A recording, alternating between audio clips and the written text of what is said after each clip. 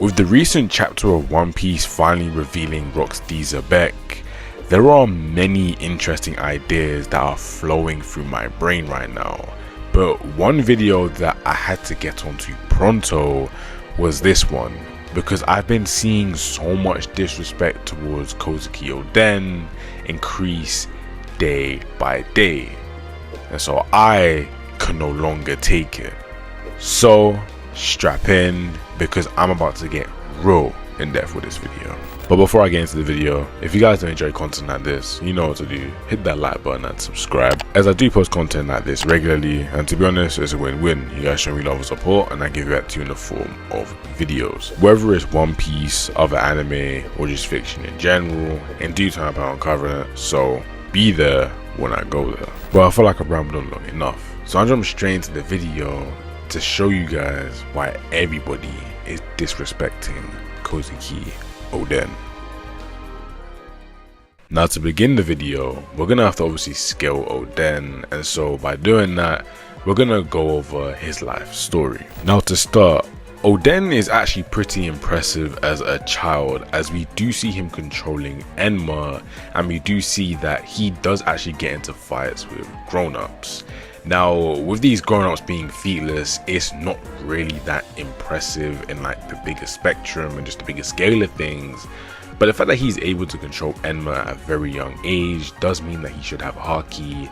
But then again, the blade was made specifically for him, so you could then say it doesn't really matter that much, but we should at least be able to infer that he does have Haki at a very young age and that he can control Enma. It's also great to mention that he can control Ame no Habakiri, which is a great graded sword, which means that at 10 years old, Oden was running around and controlling 2 great graded swords. In my opinion, that's pretty impressive, but that is just the beginning. Up next, we can't really say too much for like the in-between parts of his life, as all he really does is defeat Ashura Doji and perform that one really cool feat where he slices the boar in half, and then he cuts it so well to the point where you can then just stitch it back together. You could say that's just a testament to his swordsmanship, and for Ashura Doji, you could say that he's just really strong, but Ashura Doji in the grand scheme of things isn't really that strong. What follows up on Ashura Doji is a very big fight that gaps it by 1,000,000 years, and that is Oden briefly swapping hands with Whitebeard. Now, the anime depiction of what happened here was that after they clashed, they actually had a fight, and as we know, and as we should expect, Whitebeard beats him.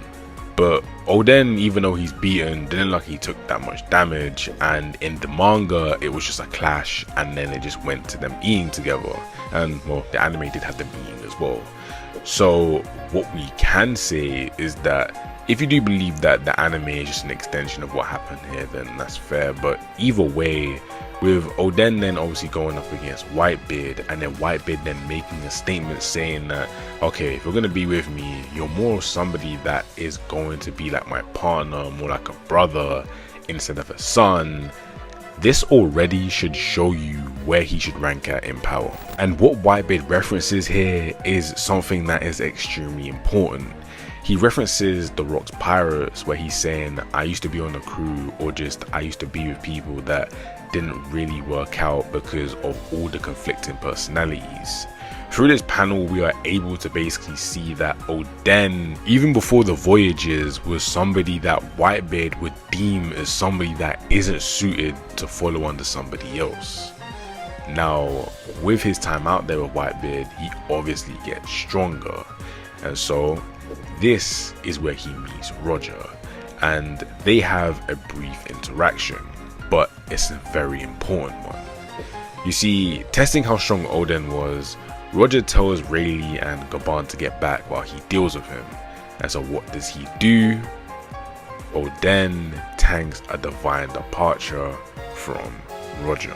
Now, the reason I say tank is because all he does is cough up a little bit of blood and then runs right back at Roger to ask what that attack was, as he had never seen it before. But before he could ask Roger anything, Whitebeard comes in and they have their iconic clash.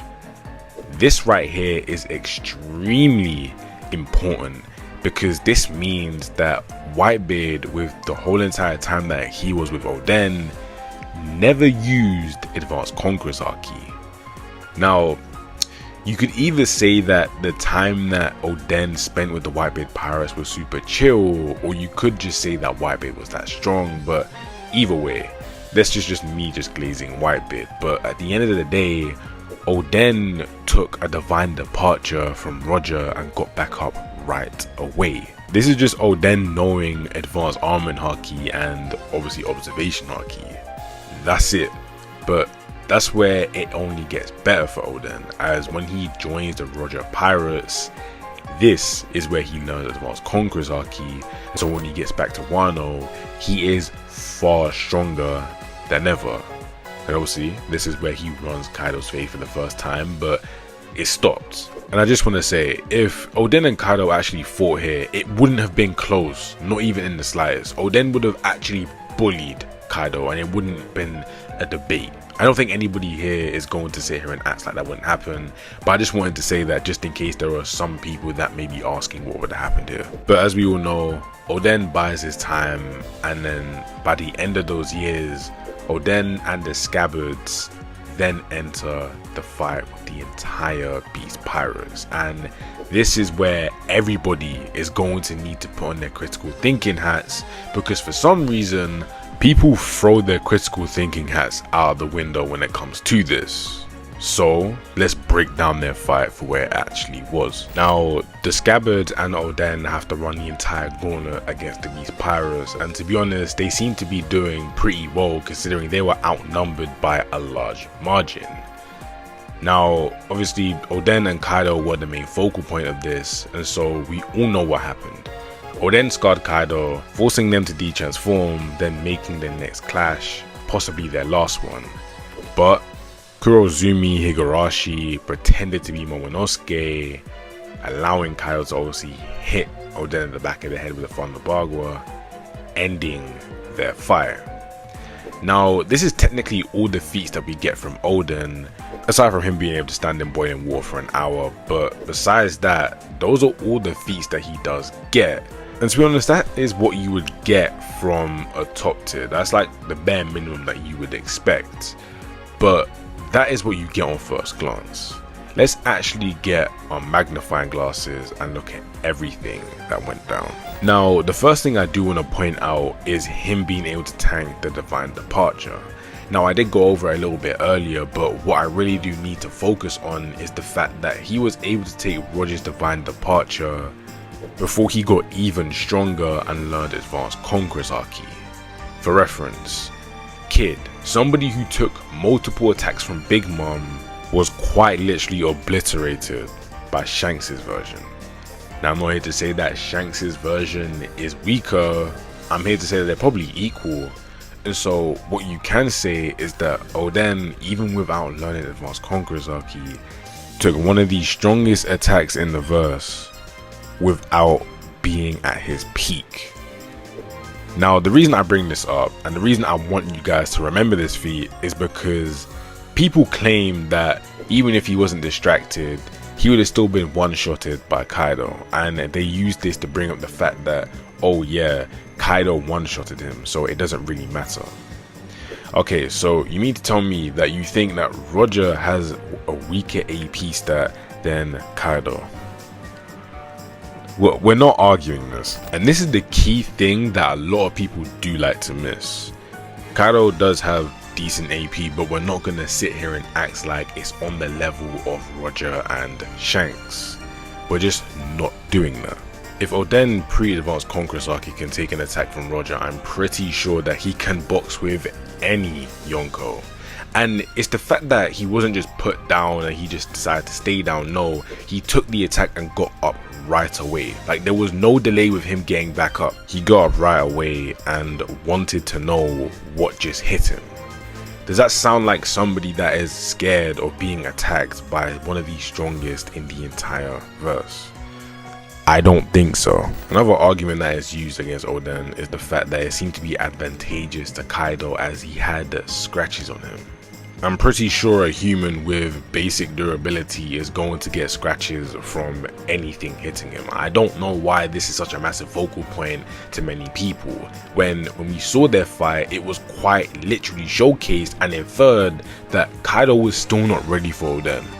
Oden took one of Kaido's signature attacks, went through it, scarred him, and then was ready to take him down. That was the whole implication of the entire fight. I don't know why anybody thinks that it's any different when it looks like even after the fight that Kaido was upset that he didn't even get to finish it. He himself knows that it wasn't the right outcome, since Oden was looking like, on screen at least, was bullying him. And so that's why I would just never get why people use the super disingenuous argument of Kaido then being able to just whack him over the back of the head and take him out. He was off guarded. He was quite literally, his focus was on something else. If you saw your child in front of you about to be stabbed, if you went to go and kill the person that you're meant to obviously go and kill, you're going to stop there for a second and pause. That is your child. Like, I will never actually get anybody that uses this to then downscale Oden. It makes zero sense. And so at this point, I feel like I've covered basically everything that I need to cover in his flashback. There are probably like one or two things that I'll probably come back to for the flashback later on inside the video, but what we do need to move on to is the main thing, and well, the main reason I'm even making this video, and that is Kaido's top 5. Now the reason I bring this up is because there are many people on here that are extremely notable. I'm going to give you some grave context on who is on here. Right. In Kaido's top 5, we have the world's strongest man, the Pirate King, Rox Dizabek, who needed somebody on this list along with another famed top tier to take him down.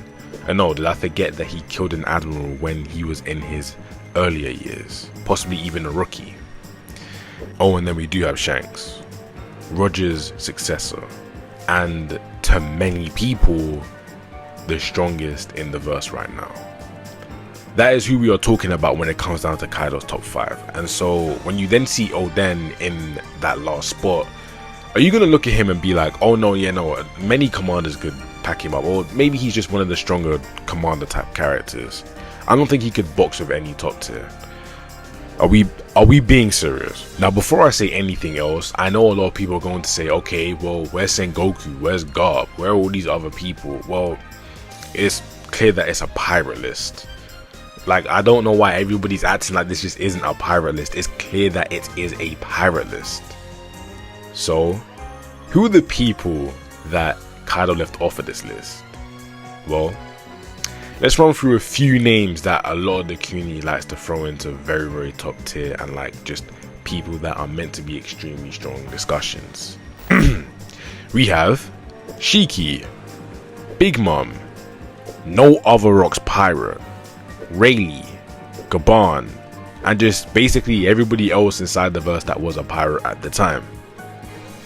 So do we understand where Oden is being portrayed? To be completely honest, I don't know why people become so obtuse when it comes down to covering Oden. Like, okay, I do understand that the Kaido fight does mislead a lot of people, but when you really look at it, or just look at him as a whole, from seeing what Waibe was saying to him as soon as he met him, saying that he is more like a brother to him, not a son, to then him being able to tank Divine Departure and get up and then ask Roger what it was, to then him obviously having the upper hand on Kaido.